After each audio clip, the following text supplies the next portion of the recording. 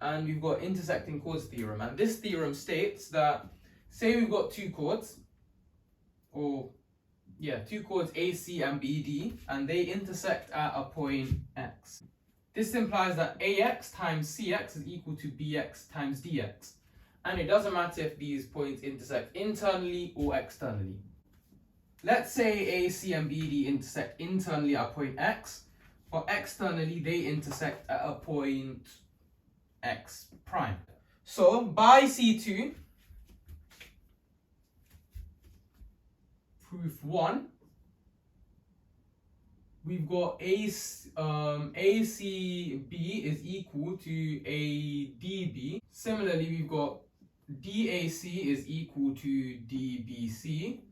And finally, we've got DXA is equal to BXC by opposite angles being equal. By similar triangles, we've got AXD is similar to BXC, which implies that the ratios of sides is equal. So we've got AX over XD is equal to BX over CX, which implies that AX times CX is equal to BX times DX.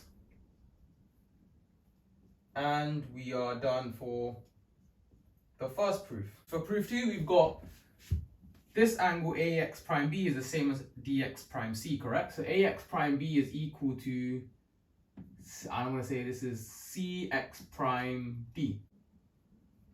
This angle X prime AB is equal to 180 minus DAB, clearly, because angles in a straight line, which is going to be equal to, by C4, this plus this is going to be equal to 180, right? So 180, this is going to be equal to 180 minus DAB, so this is going to be equal to DCB by C4, and that's going to be equal to, or equivalent to rather, X prime CB.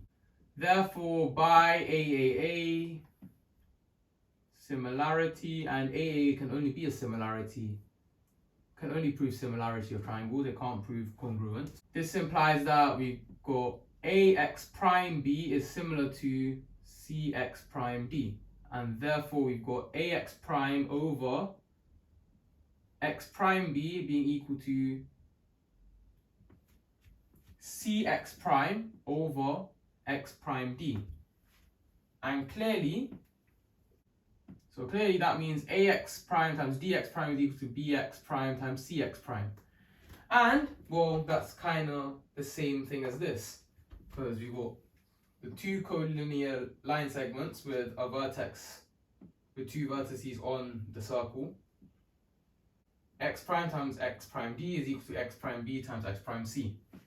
It's basically the same as this. AX times XC is equal to BX times XD, just in a different, just a kind of a different version of it.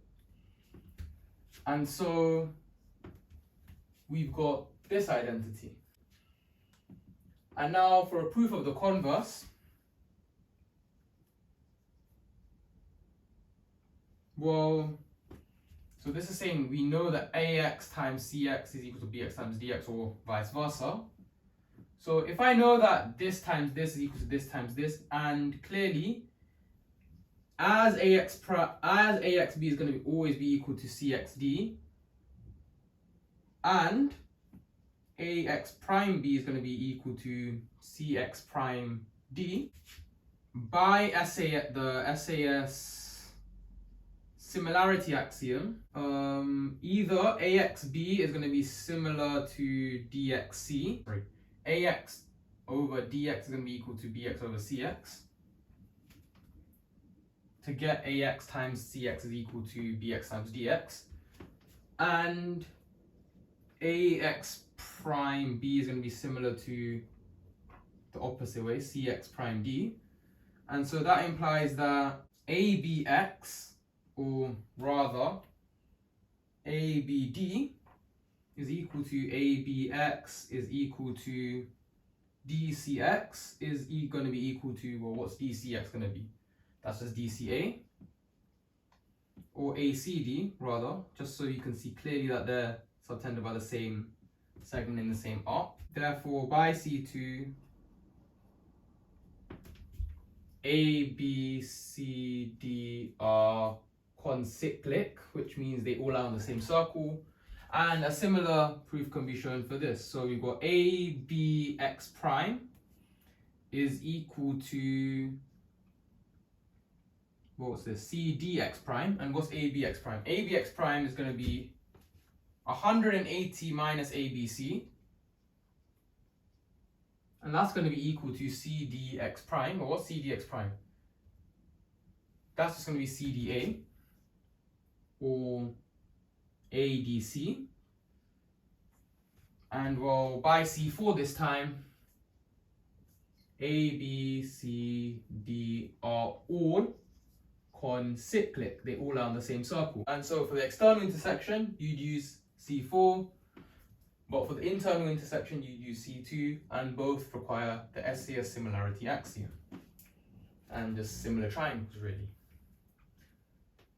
And a light bit of what's known as angle chasing.